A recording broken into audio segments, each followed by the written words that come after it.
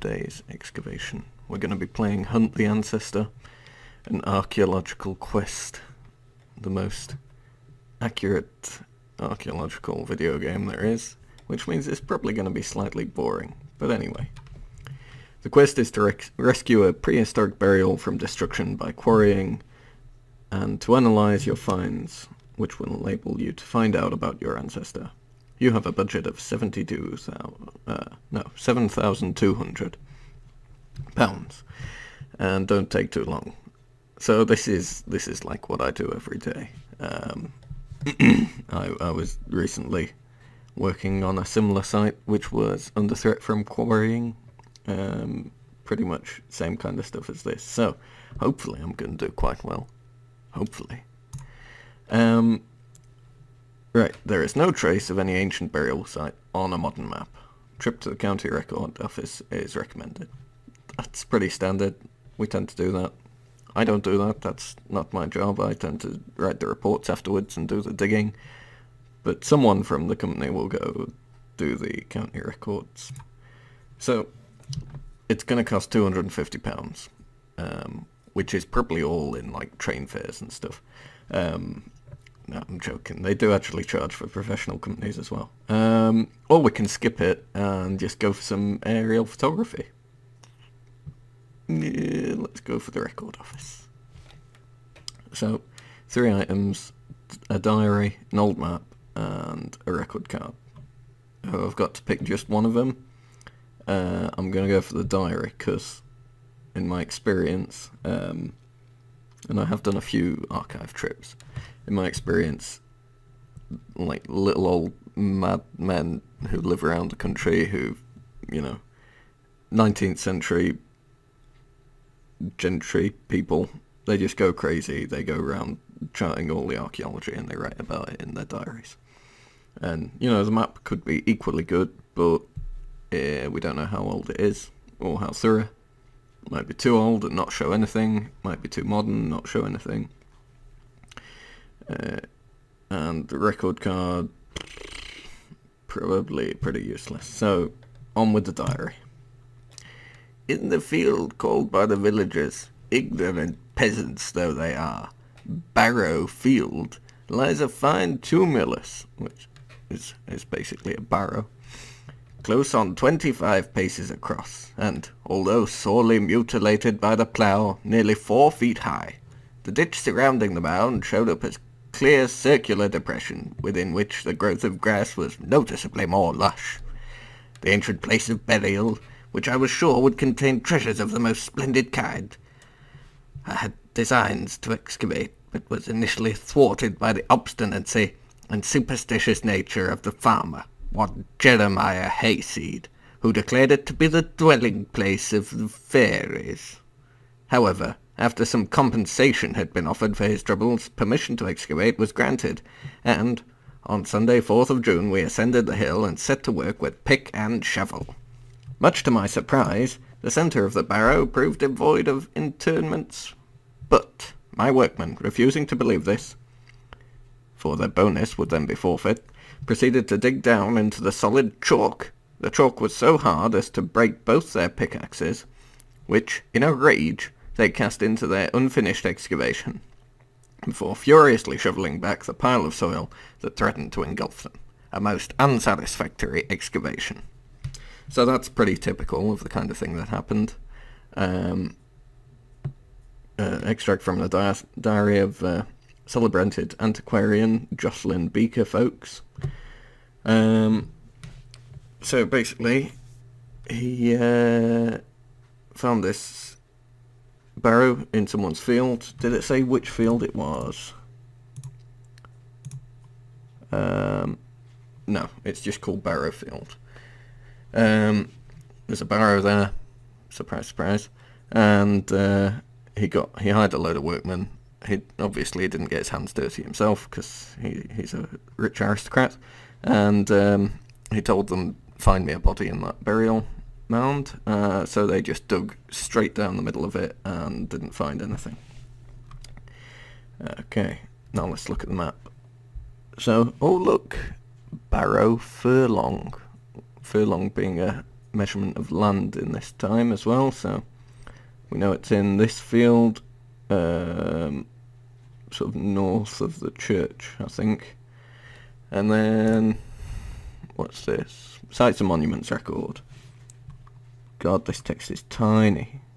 A scatter of flint tools is recorded from the crest of a hill north of Quarry Farm, formerly Barrow Farm. Includes scrapers and an arrowhead. Bronze Age and date. Okay, so let's go back to the modern stuff. We're all done in the records office. Go and try some aerial photography. Maybe. Do I have to? Can't I just use Google Maps? Alright, well, church, sort of that field boundary there, so it's this one, isn't it, really? And that's that windmill. So you're in possession of the crop mark. See, this is a trick question. It's like, oh, which one do you want? They all share the same thing. This one doesn't show it as close up, but we need to be able to know like where the photograph was taken, so we need field boundaries and stuff to map it onto things. Right you are, I am indeed right. Well done. This includes surrounding features. It can now be plotted accurately onto a base map. Blah blah blah blah blah. It means you can locate it, yeah. So now we do geophysics. Now you can survey it using a magnetometer. We also use something called a res meter or resistivity meter, but that's not very commonly used. Magnetometer is more common, so we'll do that. £1,000 is probably quite unrealistically costed, but we'll go for that anyway. Ooh, look pretty. So that's nice. So we've got a barrow. Lovely big circular ditch and two features in the middle here. So something a little suspicious going on. You see it's all quite rough around the edges here. Generally this is what's called a dipole, so you get this high magnetism in the ditch where all the soil's been disturbed, and then they've chucked up the spoil, and that's what creates this white ridge around the edge. So here it's very very clean, so that's probably actually the 18th century excavation, and this is probably what we really want to look at. So let's start. Most of the quarries I've worked on, they do a whole open area strip, but that's because they're getting ready to quarry it anyway. In this case, we're going to save money and go for the sample. Start the dig. It's very cheap at £600. If only. Well, actually not if only. I wouldn't get paid anything if it was £600. Ditch cutting, day rate, £450. Well, that is quite the opposite direction. That's a lot more than we get paid. So let's section that with a shovel and mattock. Central pit. Really shouldn't, but machine section it.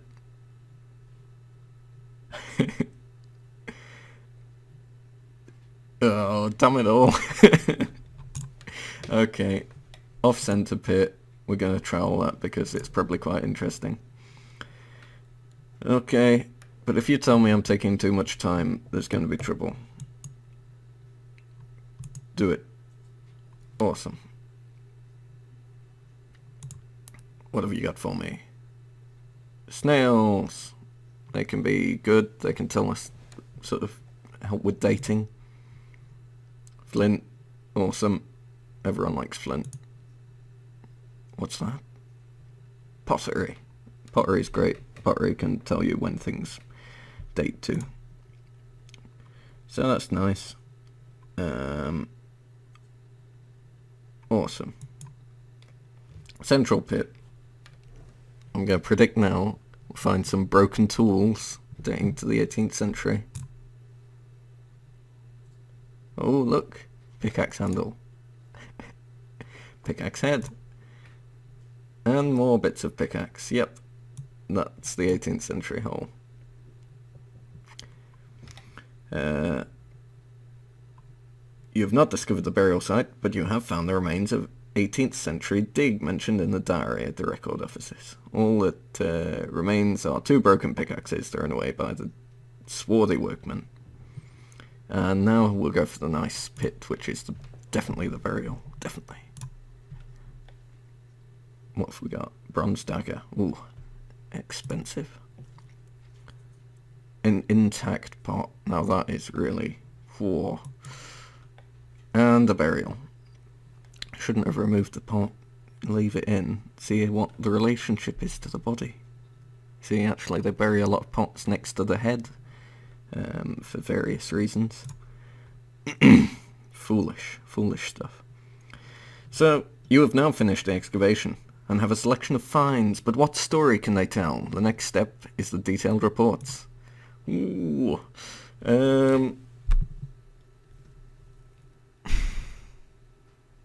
How much do these cost? 2 reports that you can purchase. Detailed reports on the ditch cutting, detailed report on the grave.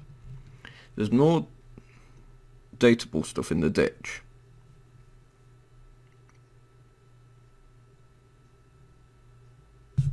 It doesn't... Okay, so that costs 750.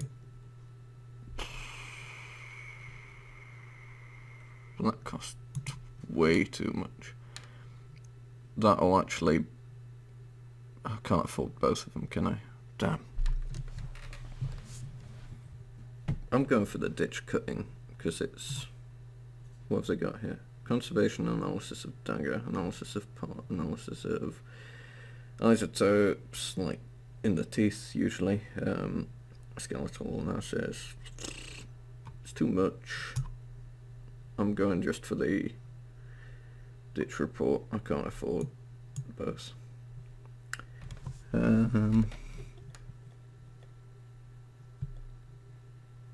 Okay. 68%, blah, blah, blah, blah.